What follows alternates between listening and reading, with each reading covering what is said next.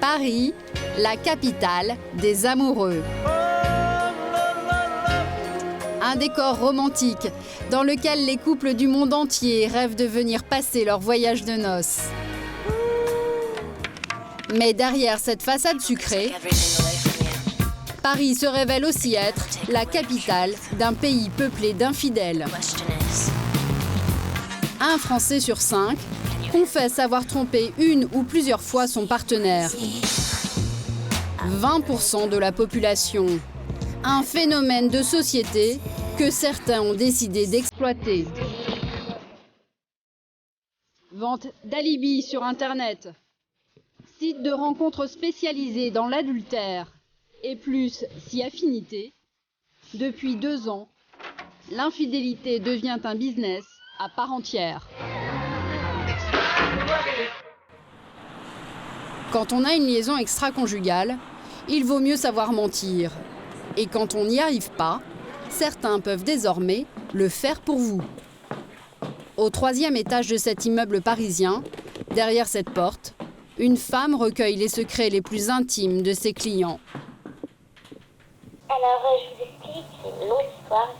J'ai besoin, en fait, qu'on me fasse un courrier ou plutôt un mail ou peut-être, je ne sais pas encore c'est quoi le mieux. Je suis désolée, je ne sais pas du tout mentir, en fait. C'est pour ça que vous faites appel à nous. Hein. Celle qui vient à la rescousse des infidèles, nous l'appellerons Sylvie. Elle témoigne visage caché. Sa famille est très croyante. Elle ne comprendrait pas son nouveau métier. Sylvie a monté un site internet sur lequel elle propose des services très spéciaux. Passer un coup de fil pour faire croire à une urgence au travail. Envoyer une convocation à un séminaire pour couvrir un week-end en bord de mer. Sylvie vend des mensonges clés en main. Non, mais vous inquiétez pas, moi j'ai l'habitude. Puis surtout, je suis pas là pour vous juger du tout. Hein. Je suis là pour vous aider. Mais c'est moi, merci à vous. Au revoir. Vendre des alibis, l'idée lui est venue presque par hasard. Depuis son petit appartement, Sylvie travaille en tant que graphiste indépendante dans la publicité. Mais en 2008, avec la crise, le marché de la pub s'effondre. La jeune femme doit se diversifier. C'est alors qu'une de ses amies lui demande un alibi pour partir en week-end. Un déclic. Elle saute sur le marché des infidèles avec une conviction surprenante. Est-ce que vous avez l'impression d'être une briseuse de couple, par exemple ? Ah non, pas du tout. Moi, je considère que je préserve plutôt les familles. C'est clairement des gens qui n'ont pas envie de briser leur mariage. Pour des raisons ou financières ou sentimentales. Donc, quelque part, ce couple est préservé parce que les excuses sont extrêmement crédibles. Voilà. En 2 ans, aucun alibi vendu par Sylvie n'a été démasqué. Elle en réalise pourtant une 20aine par mois. L'alibi le plus demandé, surtout par les femmes qui représentent la moitié de sa clientèle, le pack concours, idéal pour couvrir un week-end clandestin. Je prépare une invitation pour un stage de cuisine, quelque chose que la personne aurait gagné. Généralement, les hommes ne sont pas du tout volontaires pour le faire. Donc, il y a très peu de chances qu'ils leur disent « Écoute, je t'accompagne ». Ce pack concours, Sylvie le vendra 40 €, car c'est l'alibi qui lui demande le plus de travail, quasiment 1 heure. Pour qu'il soit le plus crédible possible, la graphiste utilise les outils qu'elle emploie d'habitude pour réaliser ses publicités. Cette photo de mets japonais, par exemple, elle provient d'une banque d'images payante. Pareil pour les polices de caractère, elle en a acheté des centaines. Le genre de détail qui va faire toute la différence. Sur ce carton, tout est fictif, comme ce logo de la société censée organiser le stage. Ou encore, le nom du restaurant supposé l'accueillir. Sylvie les a inventés de toutes pièces. Je mets le nom d'un chef, X ou Y, qui n'existe pas. Donc, Hiro Yatami, ça sonne bien. Et là, si le conjoint a des doutes et qu'il va vérifier sur Internet qui est Hiro Yatami ou qui est l'équipe, il ne trouvera pas. C'est-à-dire que les excuses ont une limite dans le sens où on ne peut pas utiliser de choses qui existent. C'est totalement interdit par la loi. On ne peut pas se faire passer pour quelqu'un. Ça serait réellement une usurpation d'identité. Sylvie vend pour 500 € d'alibi par mois. Si elle acceptait d'outrepasser la loi, elle pourrait facilement gagner 2 ou 3 fois plus. Elle s'y est toujours refusée, malgré l'insistance des clients. Allô, oui, bonjour. Vous aviez besoin de quoi exactement? Ce serait une convocation pour une épreuve de code de la route. Une épreuve de code de la route. D'accord. Alors, le problème pour moi qui se pose, c'est qu'il faudrait que je falsifie une convocation officielle, d'un document officiel administratif. Et ça me pose un problème légal. D'accord. Ouais. Fournir un faux document qui pourrait être présenté à un employeur, à une administration ou devant un tribunal, c'est totalement illégal. Nous n'agissons que dans le domaine privé. Donc on met un rappel à la loi sur le site, voilà, sur le faux usage de faux. Donc ça, c'est les textes de loi purs et durs. Hein. Et on risque combien? Sur une écriture publique, on peut faire 10 ans d'emprisonnement et 150 000 € d'amende. Donc vous comprenez pourquoi je refuse les commandes et que je suis très méfiante quant aux demandes qu'on peut me faire. Mais tous les vendeurs d'alibi n'ont pas forcément les mêmes scrupules. Pour nous en rendre compte, il nous a suffi d'appeler quelques sites concurrents. Oui, allô? Oui, bonjour monsieur. Je voudrais laisser croire que je me trouverai à Nice jeudi la semaine prochaine pour des raisons professionnelles. Et j'aurais besoin d'une facture d'hôtel ou de restaurant qui justifierait ce déplacement. Oui, alors après, tout dépend. Vous voulez quoi comme type d'hôtel? Il faut prendre un hôtel qui existe vraiment pour que ce soit plus crédible, non? Ah ben, bien sûr. Je D'accord. prends toujours quelque chose qui va vraiment exister. Après, moi, tout ce qui va être... Notre interlocuteur est prêt à faire une fausse facture avec un vrai logo qu'il va copier sans autorisation. Voilà, vous avez les en-têtes sur les factures. Donc ça ressemble vraiment à une vraie facture. Voilà, tout à fait. D'accord. Ah bah oui, c'est le principe. Et à la rigueur, je pourrais même le faire passer en note de frais auprès de mon employeur. Je pourrais me faire rembourser la vie d'hôtel. Il y en a beaucoup qui le font. C'est vrai? Oui. Ouais, mais là, s'ils se font pincer, par contre, c'est pas terrible. Moi, c'est bien mis sur le site. C'est à titre personnel. Ouais. Après, s'ils s'en servent dans un but de fraude, derrière, ça Vous lavez les mains. c'est terrible. D'accord. Mais normalement, ça passe. Ok. Donc, Il affirme que ça passe, mais si ça casse, le client et le responsable du site tomberont tous les deux pour faux et usage de faux. Alors, plutôt que de se lancer sur le terrain glissant de la Libye, certains chefs d'entreprise ont trouvé un autre moyen plus sûr et beaucoup plus efficace de se faire de l'argent avec les infidèles. Leur créneau, l'incitation à l'adultère, voire son apologie. Leur idée, lancer des sites de rencontres réservés aux infidèles. Ici, contrairement aux sites de rencontres habituels, aucun membre n'est célibataire. Ils sont tous mariés, pacsés ou en couple. Leur promesse, faire rimer infidélité avec simplicité. Un marché que certains ont décidé de croquer à pleines dents. Dans ce business, deux frères se taillent la part du lion. Ravi et Teddy Truchot, deux jeunes hommes mariés qui se disent fidèles. Ravi, l'aîné, a fait des études de commerce. Teddy, le cadet, d'informatique. Dans leur bureau, à 2 pas de la bourse, ils ont monté Glidden, le premier site de rencontre extra-conjugale en France. Au bout d'1 an d'activité, les deux frères ont déjà recruté une quinzaine de personnes pour lancer leur site dans 8 pays, en Europe et en Amérique du Sud. Et leur chiffre d'affaires se compte déjà en millions d'euros. Il faut dire que leur site a rapidement trouvé son public. Déjà plus de 500 000 membres, 2000 nouvelles inscriptions par jour. On savait que ça allait mordre parce qu'on cible quand même la plus grosse communauté de personnes, donc les personnes qui sont en couple et mariées. Ils sont plus importants, plus nombreux que les célibataires, par exemple? Ils sont plus nombreux que les célibataires. Je crois, Ravi, dis-moi si je me trompe, mais je crois qu'ils sont 3 millions de célibataires en France. 3 millions de célibataires en France et le reste, c'est des gens mariés. Donc c'était une cible plus nombreuse, plus large. Oui. Donc c'est un peu pour ça aussi qu'on a... Et surtout inattaqués. Il n'a pas du tout ciblé à ce jour. Leur cible donc, tous ceux qui sont en couple et qui veulent trouver une maîtresse ou un amant. Le problème, c'est que les femmes sont toujours un peu réticentes pour ce genre d'aventure. Elles ne représentent que 30% des membres.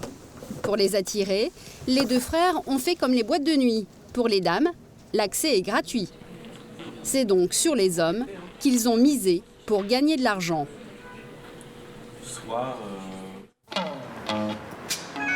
Pour comprendre pourquoi certains hommes étaient prêts à mettre la main à la poche pour trouver une maîtresse, nous avons rencontré Julien, 37 ans, marié et père de 2 enfants.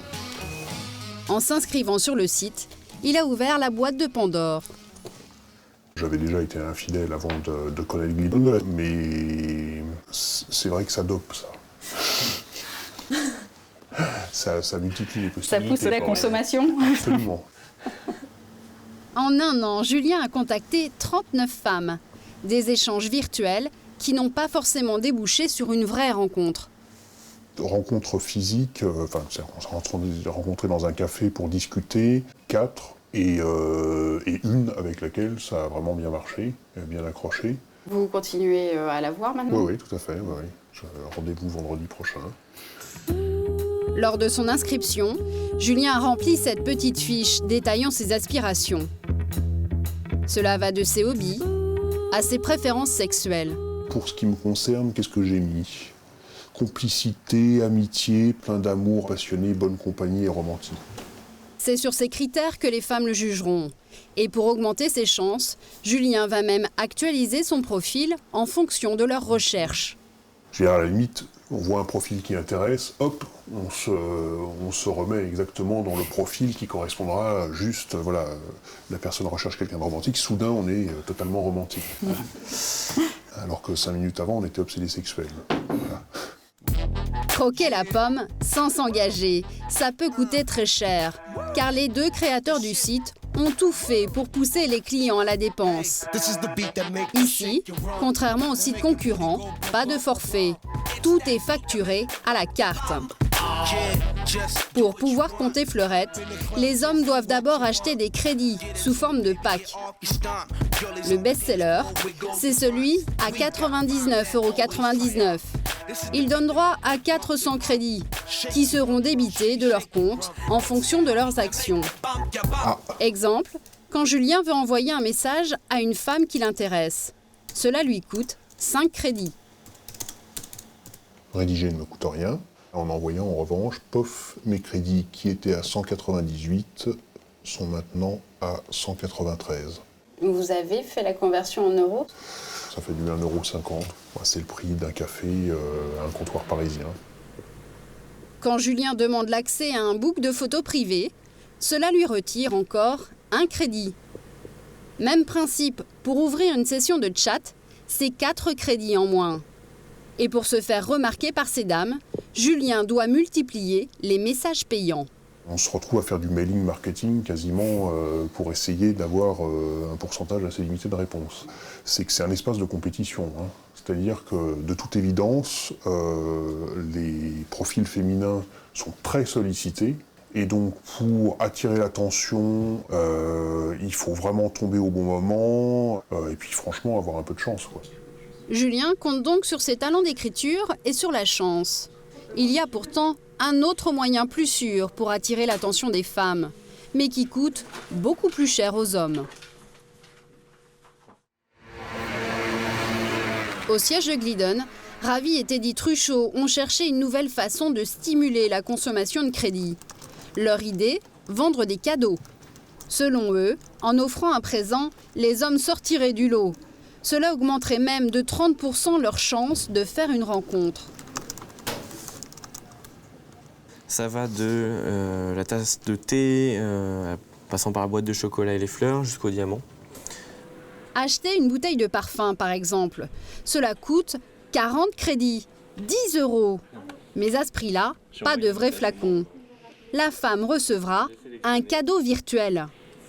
En allant dans sa boîte de réception, elle pourra ouvrir son présent et découvrir cette petite icône.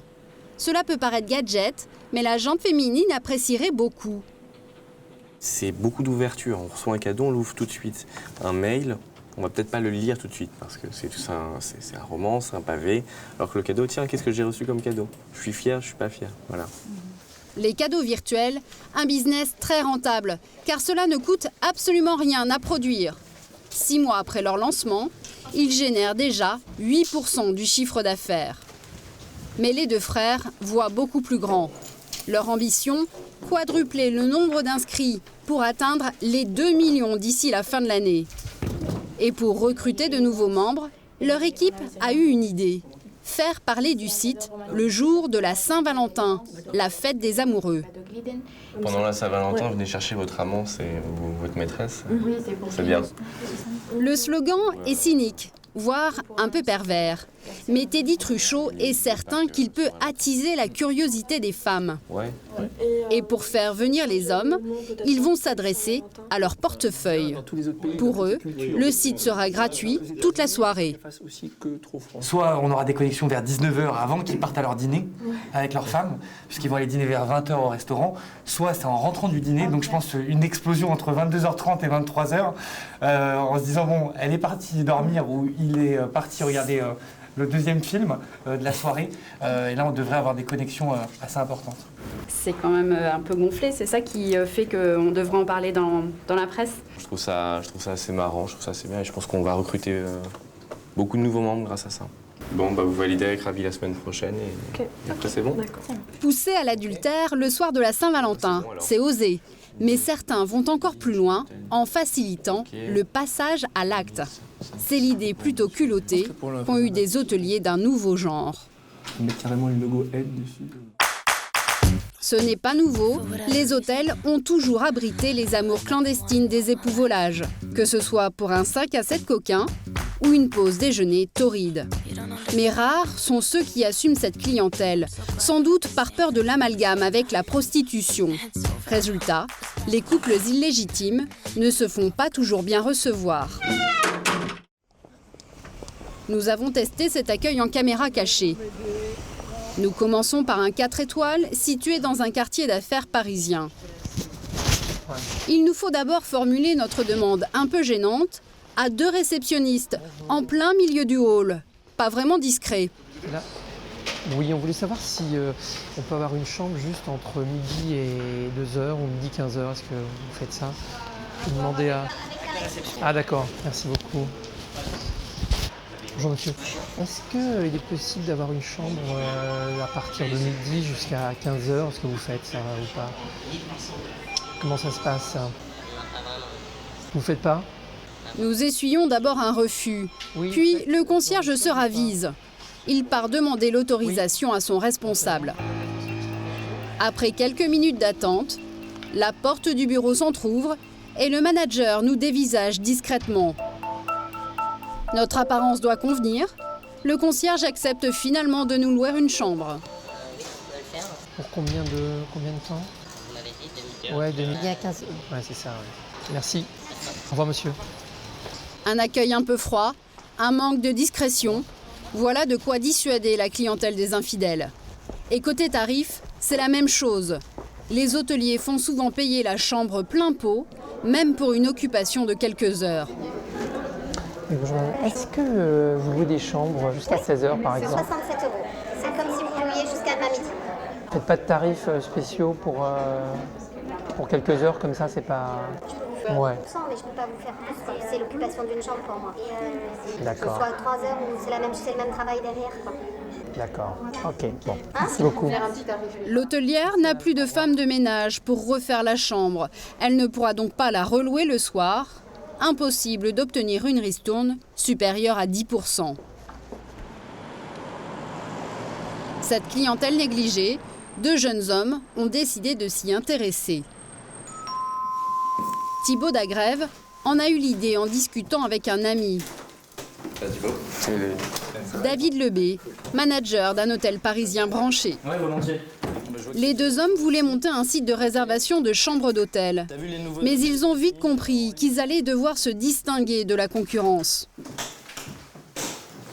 On est parti du principe en se disant, voilà, si on veut monter une centrale de réservation, quel intérêt on aurait à le faire aujourd'hui sur la nuit, tout simplement parce qu'il y a déjà trop d'acteurs sur ce créneau. Et puis en y réfléchissant tout simplement, on s'est dit, mais toute la journée, toutes ces chambres sont vides. Et pour remplir ces chambres, ils ont pensé à la clientèle des infidèles. Ils ont donc créé un site spécialement pour eux. On peut y louer une chambre pour quelques heures en journée. En langage hôtelier, on appelle ça du day use. Les réservations. Leur site n'a que 2 mois et les débuts sont encourageants. Voilà. Entre 5 et 20 réservations par jour. Il faut dire qu'ils ont pensé à tout. D'abord, la discrétion. Pas besoin de laisser son numéro de carte bleue, ni de donner son vrai nom. Seule une adresse mail et un numéro de téléphone portable sont indispensables. Et là, je remets mon numéro de téléphone afin de recevoir le SMS de confirmation. Et je valide.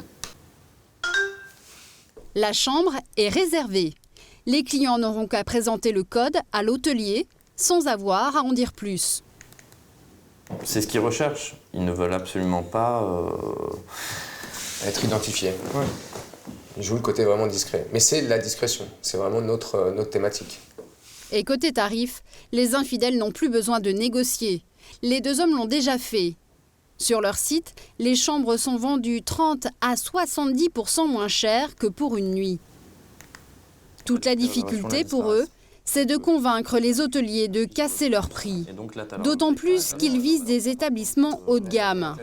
Résultat, il y a des quartiers de Paris où ils doivent encore trouver des hôtels. Ce qu'ils recherchent, c'est un hôtel du côté d'Opéra, un quartier du centre de la capitale où travaillent de nombreux employés de bureau. Autant de clients potentiels pour du day use. Un hôtelier du quartier vient de les contacter. Le propriétaire de ce petit 4 étoiles. Le day use, il compte dessus pour booster son chiffre d'affaires. Quand Johan Marciano reprend l'établissement en janvier 2009, l'hôtellerie est touchée de plein fouet par la crise. Lui qui comptait sur les hommes d'affaires et les touristes pour remplir ses chambres, doit rebondir. Il parie alors sur une nouvelle clientèle, celle des infidèles. Un marché qu'il assume sans craindre de rebuter sa clientèle traditionnelle. Ça fait partie aujourd'hui de la société et il faut pouvoir l'accepter. C'est un créneau comme un autre. Je ne vois pas en quoi ça pouvait ternir l'image de l'hôtel. Dans son établissement, la pratique du day use reste occasionnelle. Donc vous l'avez mis en quelle chambre? Donc le day use en 201. 2 ou 3 réservations par semaine, guère plus. Prix de la chambre, 100 € au lieu de 200 la nuit. C'est une cliente qui avait réservé une chambre double sur un créneau horaire de midi à 16h. Le couple arrivera à midi au lieu de 14h comme c'est l'usage. Sa chambre doit être préparée en priorité. La femme de ménage devra la refaire à leur départ, fixé à 16h. La chambre pourra alors être louée en nuitée en fonction de la demande. Pour développer les day use dans son hôtel, Johan mise beaucoup sur la centrale de réservation.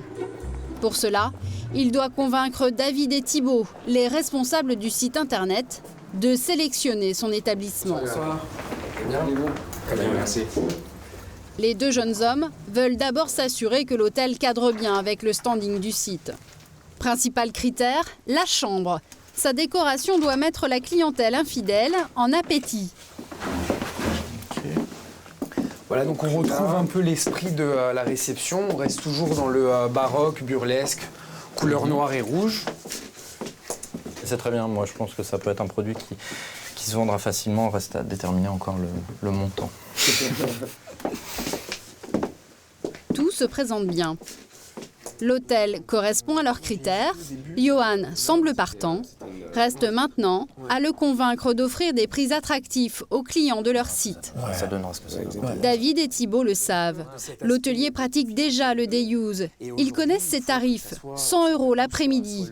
Alors ce qu'ils veulent obtenir, c'est un prix encore plus bas. Il y a deux possibilités. Soit effectivement, on demande aux hôteliers que le prix en day use, en passant par le site, soit moins cher que le client qui passera en direct. La deuxième alternative, c'est soit de proposer un service plus, un service premium, alors avec du champagne, avec des petits fours. Johan va accepter de baisser ses prix. La chambre sera vendue 90 € sur leur site. Pour l'hôtelier, c'est donc un manque à gagner de 10 €. Et ce n'est pas tout. Il devra aussi verser une commission au site. C'est ainsi que David et Thibault se rémunèrent en prélevant une somme forfaitaire sur chaque réservation.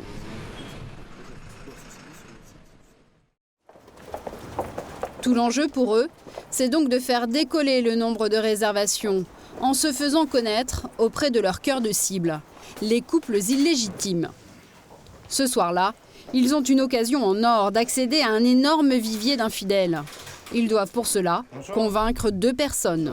David Lehay, Teddy Truchot, vous allez bien? Les responsables de Glidden, le site leader de la rencontre extra-conjugale. David et Thibault aimeraient que Teddy Truchot fasse la promotion de leur service sur son site. Mais les choses semblent mal parties. Géographique qui couvrait l'ensemble. Bon, vous savez que c'est quelque chose qu'on n'a jamais fait pour le moment. On n'a pas encore de partenariat. Moi, ce que je veux pas, c'est polluer Glidden avec des bannières dans tous les sens. Mais cette fois-ci, les responsables du site pourraient faire une exception. Je pense que notre offre peut être intéressante pour vous. L'évidence est là, c'est-à-dire qu'on a exactement les mêmes cibles. Teddy va finalement se laisser convaincre. La centrale de réservation pourrait vite décoller. Et il voit là une jolie opportunité d'engranger des revenus supplémentaires. Nous, ça peut nous intéresser de travailler avec vous. Maintenant, il faut qu'on gagne un petit peu d'argent aussi. C'est intéressant. Il faut que ça aille dans les deux sens. Ce que Teddy va négocier, c'est une commission, une somme qu'il touchera à chaque réservation effectuée par un membre de son site. Selon nos informations, Thibault et David ont accepté de reverser 7 € par réservation. Le prix à payer pour espérer conquérir 2000 clients supplémentaires par mois.